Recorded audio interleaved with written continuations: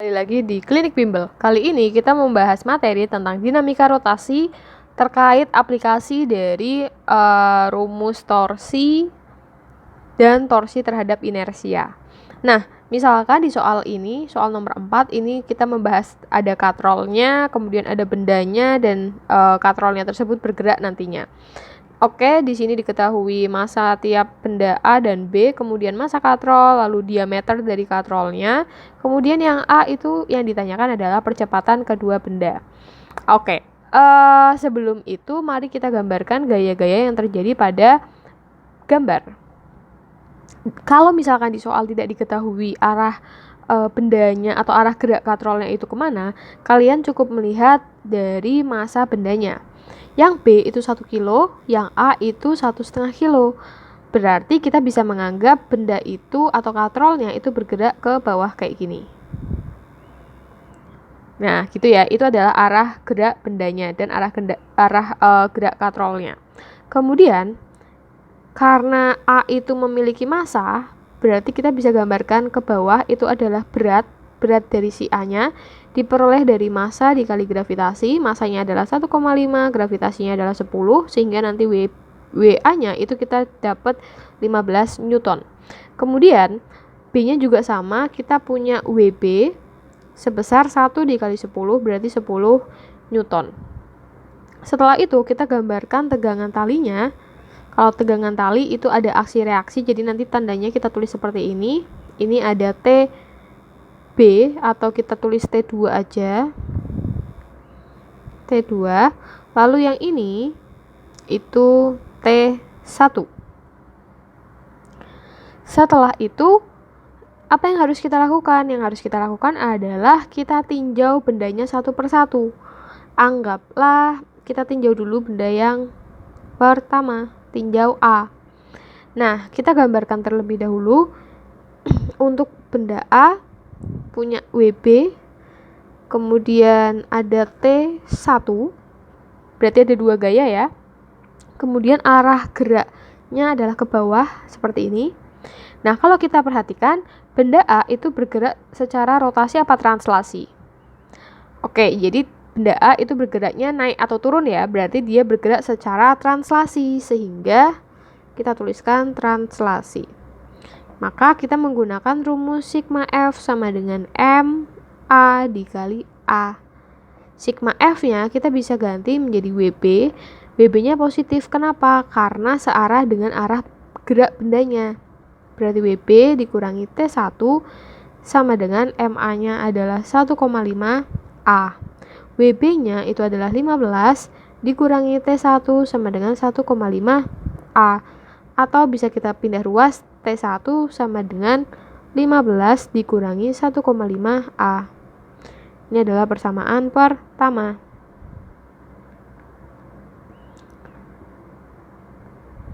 Selanjutnya, misalkan kita tinjau B. Kita gambarkan dulu untuk B. Di sini ada WB, kemudian ada T2. Lalu arah geraknya adalah ke atas. Nah, untuk benda B dia juga bergerak secara translasi, bukan rotasi. Jadi kita bisa tulis sigma F sama dengan M dikali A. F-nya yang positif adalah T2 karena searah dengan arah gerak bendanya, berarti kita bisa tulis T2 dikurangi WB sama dengan MB dikali A. Maka T2 dikurangi 10 sama dengan 1A, atau T2 sama dengan 10 plus A. Itu adalah persamaan kedua. Selanjutnya, untuk yang ketiga kita tinjau katrol. Kita gambarkan dulu ada katrol, lalu di sini ada T1, ada T2, kemudian arah gerak katrolnya itu ke sana. Nah, katrol itu berputar atau bergerak menggunakan gerak rotasi, sehingga nanti kita menggunakan sigma tau sama dengan I dikali alfa. Sigma tau-nya itu berarti kita bisa tulis T1. T1-nya bernilai positif ya, karena ini porosnya, berarti T1 akan berputar searah jarum jam, atau, tidak, T1 itu bergerak searah dengan gerakan katrol, jadi dia positif, bukan searah jarum jam. Jadi T1 itu bergerak menuju poros searah dengan gerakan katrolnya, jadi nanti positif. T1 dikali R itu jari-jari dari si jarak T1 sampai ke poros. Kemudian yang T2 itu arah geraknya berlawanan, berarti nanti min T2 dikali R jari-jari sama dengan I dikali alfa. Untuk alfanya kita bisa coret A per R. M-nya juga bisa kita ganti. I-nya kita bisa ganti pakai inersia dari katrol, yaitu setengah mr kuadrat. Oke, selanjutnya kita tulis di bawah sini aja ya, biar lebih enak. R1 sama R kuadrat kita coret, masih punya sisa R, kemudian kedua ruas kita bagi R, berarti nanti hilang, ini hilang. Sekarang kita tinggal masukkan T1-nya pakai yang ini, menjadi 15 dikurangi 1,5A dikurangi T2-nya 10 min A sama dengan setengah dikali massa katrol, yaitu 0,4. Nanti didapatkan 5 dikurangi 2,5A sama dengan 0,2A. Nanti A-nya akan dapat 5 per 2,7 sama dengan 1,85 meter per second kuadrat. Itu adalah untuk jawaban yang A. Selanjutnya, untuk yang B yang ditanyakan adalah tegangan tali. Untuk mencari tegangan tali, kita bisa tinggal masukkan saja dari persamaan satu ataupun persamaan kedua, hasilnya akan sama aja. Jadi T1, kita masukkan ke persamaan T1 atau T2, nanti hasilnya bisa kita lihat. Biasanya ada yang beda, ada yang sama. T1 sama dengan 15 dikurangi 1,5, A-nya kita masukkan, berarti 1,85, nanti didapatkan 12,225 Newton. Sedangkan T2-nya berarti nanti dapat 10 plus 1,85, nanti dapat 11,85 Newton. Untuk yang C kan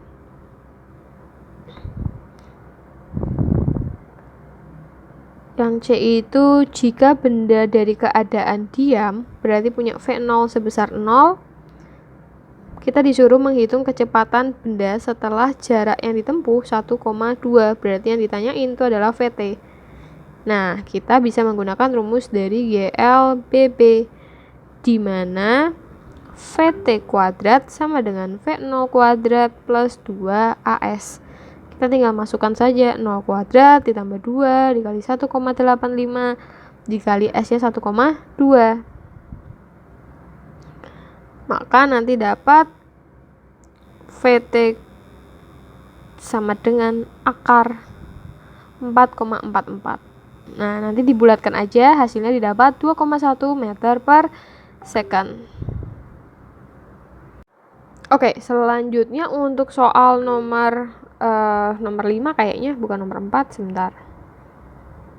Ya, nomor 5 ya ini. Untuk soal nomor 5 disajikan masih dalam rangka katrol. Kemudian ada massa jari-jari μk, kemudian kita disuruh hitung percepatan sistem sama percepatan angularnya. Oke, mungkin kita coba gambarkan dulu gaya-gaya yang bekerja. Di sini ada gaya ke bawah, yaitu WA. Kemudian karena dia menempel pada lantai, maka ada gaya ke atas atau N. Kemudian karena ada μk, nanti artinya ada gaya gesek. Kemudian di sini ada WB. Di sini ada T1. Di sini juga ada T2. 2. Kemudian kalian harus tentukan dulu arah geraknya. Nah, kalau di soal sebelumnya itu kan kita menentukan arahnya berdasarkan berat dari bendanya.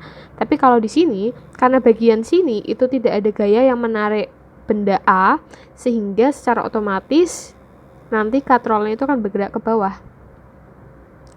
Ya, oke. Setelah itu, kalau kita sudah menentukan arah geraknya, berarti kita bisa menggambarkan gaya geseknya, yang artinya berlawanan dengan arah benda. Karena bendanya kan berarti ke sana. Berarti gaya geseknya kita bisa tulis di sini. FK atau FG. FG aja kali ya. Gaya gesek. Selanjutnya gimana? Selanjutnya kita hitung atau kita tinjau benda satu persatu. Yang pertama, kita bisa tinjau A. Nah, di A itu ada gaya di sumbu X sama sumbu Y. Jadi kita tinjau dulu sigma F Y-nya dulu aja sama dengan 0.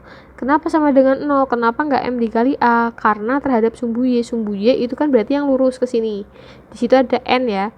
Nah, benda itu bergeraknya secara mendatar. Dia kan tidak naik turun. Jadi sigma FY-nya itu sama dengan 0. Kemudian arah gaya yang ada di sumbu Y itu pertama ada N, kemudian berlawanan dengan W, berarti kita minuskan sama dengan 0. Jadi N sama dengan WA, maka N sama dengan 20 Newton. Selanjutnya kita menggunakan gaya yang ada di sumbu X sama dengan M dikali A. Kenapa? Karena benda bergerak terhadap sumbu X. Kita tuliskan gaya-gaya di benda A yang arahnya sesuai dengan sumbu X. Yang pertama, karena arah geraknya benda ke kanan, berarti nanti yang arahnya ke kanan kita positif. Berarti ada T1 lalu dikurangi FG sama dengan M dikali A. Maka T1 sama dengan FG ditambah M dikali A. Nah, FG-nya kita bisa cari nih. Gimana caranya? FG punya rumus mu dikali N. Mu-nya kan sudah diketahui 0,1 dari sini. N-nya juga sudah diketahui, berarti 20. Jadi 2 Newton. Maka T1 sama dengan 2 Newton ditambah massa A-nya 2 dikali A. Ini adalah persamaan 1. Selanjutnya kita mau tinjau benda B. Yang kedua, tinjau B. Untuk benda B, gaya yang ada itu hanya sumbu Y, berarti sumbu X yang nggak usah dicari. Berarti sigma F sama dengan M dikali A. Karena gerak bendanya adalah ke bawah, maka gaya yang arahnya ke bawah dia positif. Berarti WB dikurangi T2 sama dengan masanya langsung dimasukkan saja 1 dikali A. Atau T2 sama dengan 10 dikurangi A. Persamaan ke-2. Selanjutnya apa? Selanjutnya tinjau katrol.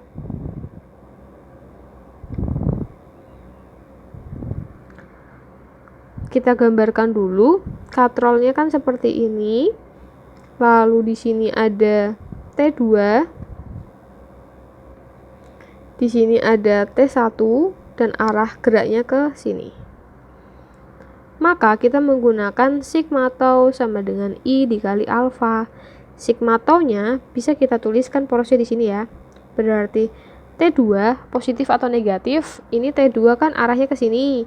Berarti dia searah dengan gerak bendanya. Berarti dia positif. T2 dikali jarak dari sini ke sini R. Kemudian T1 di arahnya ke sini berlawanan dengan arah dari katrolnya, berarti negatif. T1 dikali R sama dengan inersia dari katrol itu masuk ke setengah mr kuadrat, lalu alfanya kita jabarkan menjadi A per R.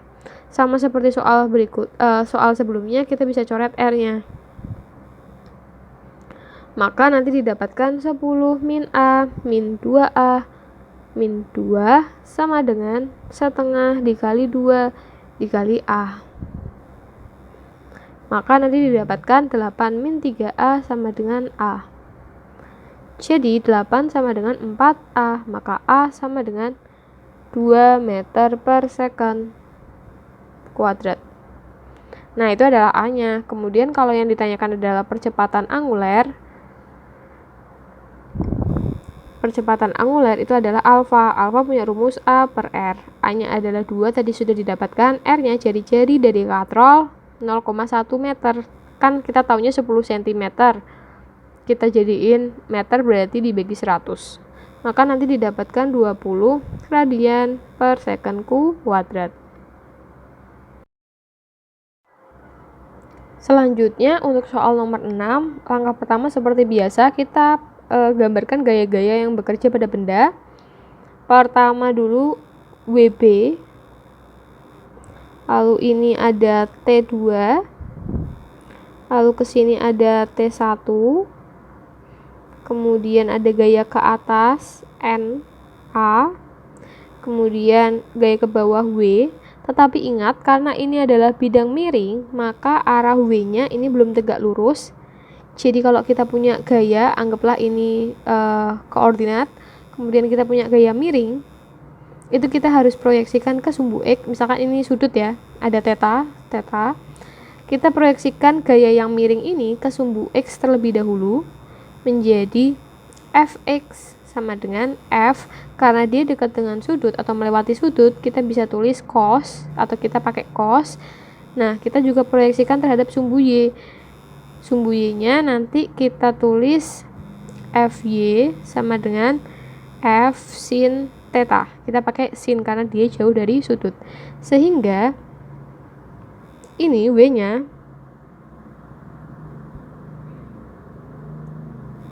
kita akan proyeksikan ke sumbu Y sama sumbu X.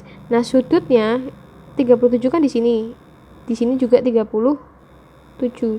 Nah, di sini. Jadi nanti Fy-nya adalah WA cos theta dan yang X adalah WA sin theta. Gitu ya. Oke, misalkan ini nggak terlalu paham, coba kita gambarkan ulang biar agak lebih besar. Oke, di sini ada sudut, W-nya itu di sini, miring W. Jadi kita proyeksikan terhadap sumbu X, di sini sudutnya juga. Jadi di sini 37, maka di sini juga 37. Jadi ini adalah WA cos theta. Yang sini adalah W sin theta. Sampai situ paham ya? Nah, setelah itu kita nggak tahu nih arah bendanya itu turunnya kemana atau bergeraknya kemana. Jadi kita cek dulu. Ngeceknya gimana? Di sisi kiri, sisi A ini kita punya gaya WA sin theta. WA sin theta. Lalu di sisi yang kanan kita punya WB. Jadi kita bandingkan lebih besar yang mana. WA itu adalah, oke, masanya belum ditulis ya. Massa A itu adalah 5 kilo, massa B itu 4 kilo. Maka WA itu adalah 50 sin 37 berarti 3/5, kemudian WB-nya berarti 40. Coret 10, maka 30 sama 40. Besaran mana? Besaran WB. Artinya apa? Artinya benda akan bergerak ke bawah atau ke sini. Nah, kita udah menentukan arah geraknya. Selanjutnya kita bisa tinjau benda A. Langkah pertama, tinjau A. Kita coba gambarkan terlebih dahulu. Oh, sebelum itu di sini diketahui mu K. Mu K itu buat gaya gesek. Artinya apa? Karena bendanya bergerak ke atas, berarti nanti gaya geseknya ada di sini. FG. Nah, kita akan menggambarkan gaya-gaya pada benda A. Yang pertama ada NA, keduanya yang tegak lurus itu ada WA cos theta, lalu di sininya ada T1, lalu ada WA sin 37, kemudian yang bawahnya juga ada FG. Gayanya itu ya. Nah, di benda A itu terjadi gaya di sumbu X sama sumbu Y, jadi kita harus proyeksikan yang pertama sigma F Y-nya terlebih dahulu. Karena bendanya bergerak terhadap sumbu X atau tidak bergerak ke atas bawah, maka sama dengan 0. Kemudian kita tulis NA sebagai yang positif, yang berlawanan adalah negatif. Boleh nggak Kak kalau sebaliknya? Boleh juga ya, jadi nggak masalah. Maka NA sama dengan 50 dikali 4/5. NA-nya akan dapat 40 Newton.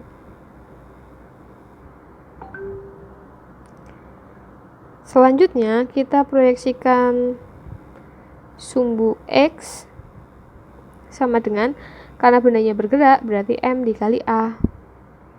Yang bergerak terhadap arah bendanya kan, arah geraknya kan ke sana. Berarti nanti T1-nya positif karena searah, dikurangi WA sin 37 min FG sama dengan MA dikali A. Maka T1 sama dengan, pindah ruas semua ya, langsung aja. Berarti nanti dapat 30 plus 8 plus MA 5A. Maka nanti T1 sama dengan 5A plus 38.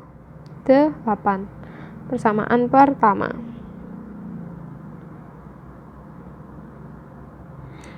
Selanjutnya kita akan tinjau yang kedua, tinjau B. Kita gambarkan dulu biar lebih mudah.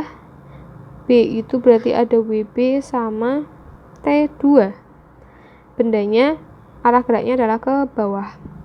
Jadi cuma ada gaya di sumbu Y, berarti langsung aja sigma F sama dengan M dikali A. Karena geraknya ke bawah, berarti WB-nya dia positif, dikurangi T2 sama dengan 4A. Atau T2 sama dengan 40 min 4A. Itu adalah persamaan kedua. Selanjutnya, kita akan tinjau katrolnya. Ketiga, tinjau katrol.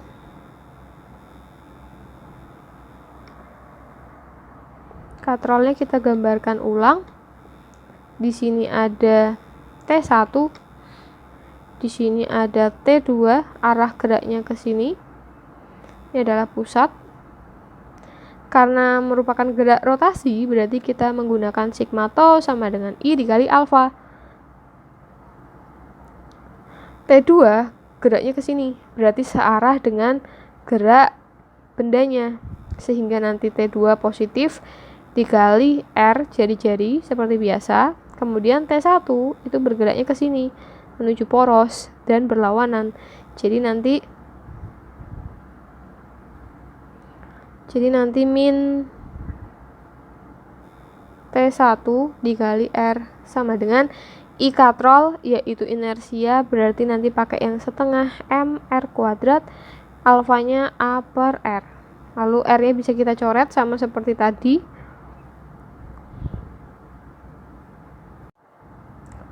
Maka akan didapatkan 40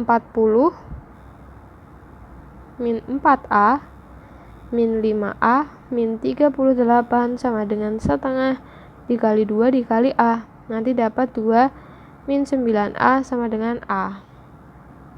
Nanti dapat A sama dengan 2/10. Hasilnya adalah 0,2 meter per second kuadrat.